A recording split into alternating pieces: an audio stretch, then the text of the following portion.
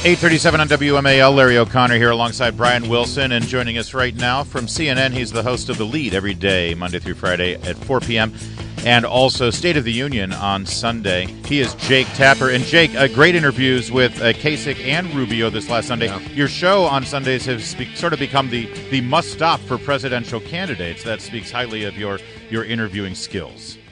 Well, that's very nice of you. Yeah, thank you so much. I'm not quite sure. We're still figuring out who we're going to have on this Sunday, but obviously it's the Sunday before the next big Republican debate, which CNN will be hosting in Las Vegas. So we'll be doing the show from Las Vegas, and I'll let you know more. Right, that's this Tuesday, is it not, from Las Vegas?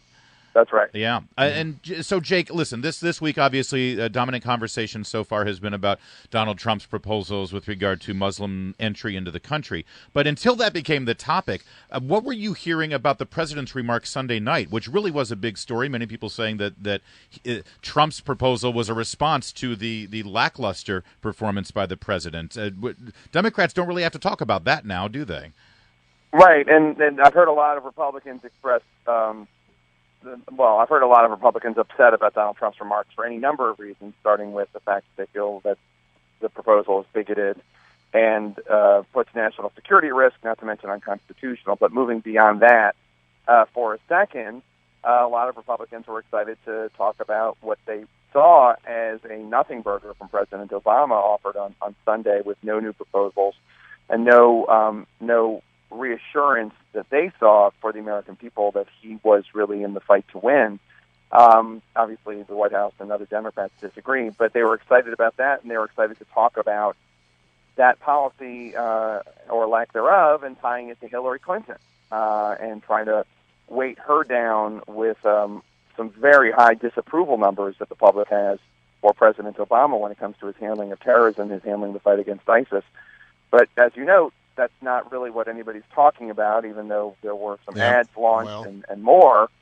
People are talking instead about the front runner and his proposal that at first blush seems to go against James Madison's First Amendment into the Constitution. Congress shall make no law respecting the establishment of a religion or the free exercise thereof.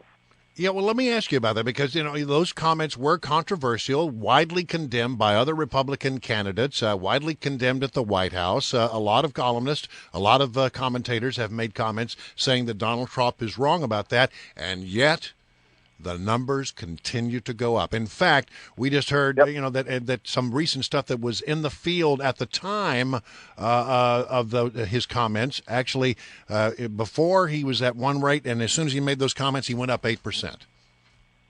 Yeah, I mean, I don't know if it was that direct a correlation, but I don't think there's anybody who's been following the Trump story who thinks that a controversy that he starts with a proposal or with rhetoric that many, if not even a majority of the American people find offensive, that would not hurt him with his voters, with Republican voters, and specifically with the voters he does the best with, which are high school graduate, especially white males. I don't expect that that's going to change. I mean, this is a group that feels strong resentment towards not just President Obama and the media, but also elites in general, including Republican leaders. So whether it's Jeb Bush or Paul Ryan or Mitt Romney or whomever, I don't think the condemnation of those individuals or the ghost of James Madison, if he were to appear, I don't think that would have much of an effect. There is a difference between determining the criteria for entry into our country versus the establishment of a religion in our country. I mean, I'm not defending Trump. I'm just saying he's not saying let's ban the Muslim religion in America. No, but he is. I mean, the Bill of Rights, the First Amendment. Congress shall make no law respecting the establishment of a religion or the free exercise thereof, is not just an amendment to the Constitution. It's also a principle, religious liberty, that, look, we have discussed on the show when it comes to same-sex marriage and the right of florists or bakers to serve the customers they want and not participate in an event that they find contradicts their religion. Yeah. This is something that is still debated and discussed all the time, but nobody's talking right now about, okay, if you're a Muslim, you have to come in this country, but you have to respect same-sex marriage if you open up a bakery. They're saying you can't come into the country. That's what the Trump proposal is. Yeah. And that on its face would seem to run right into that principle. Jake, pivoting over to what's going on in Chicago right now, is Rahm Emanuel in real trouble there? Because if you look at the action on the streets, I don't remember a mayor in the United States having this kind of scrutiny and this kind of uproar over his actions. The truth of the matter is, I don't know how much trouble he's in. I know Mayor Emanuel a little bit, as a lot of us do who have worked in this town, and he does not seem like the kind of guy that would resign just because people are mad at him. Well stated. Right. I mean, if the accusation against him is that he had something to do with suppressing this videotape for the purposes of his own reelection. He had that strong primary challenge earlier this year, and that's the accusation.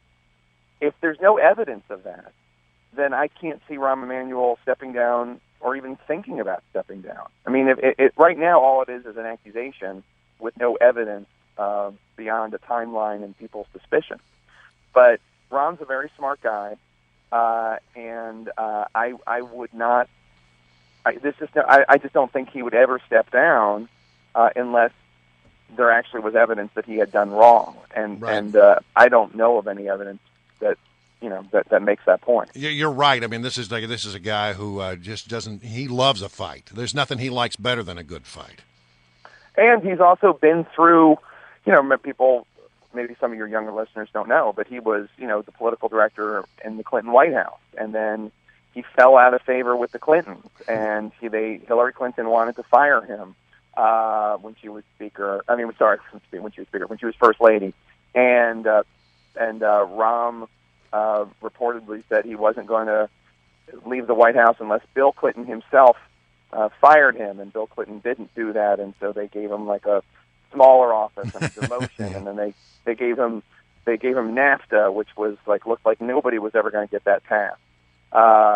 And he worked his way back into the good graces, got NAFTA passed, etc. So he's, not to mention everything that Bill and Hillary were going through. Mm-hmm. So, he, as you say, he loves a good fight. He's also, he's been through enough of them to know that, just because there are hundreds of protesters in the street doesn't mean that what they are calling for necessarily has any consequence. Yeah, I mean, Bill Clinton, as you know, was impeached by the House of Representatives, and he went on to thrive in public opinion during and after his presidency. The merits of that, regardless, notwithstanding. So I just don't think that Rahm Emanuel's the kind of guy to run away from this. Well, Jake Tapper, I'm personally calling for his resignation because one should never let a good crisis go to waste. Thanks a lot, Jake. Thanks for joining us. We'll make sure to watch State of the Union this Sunday on CNN. It's 8:40.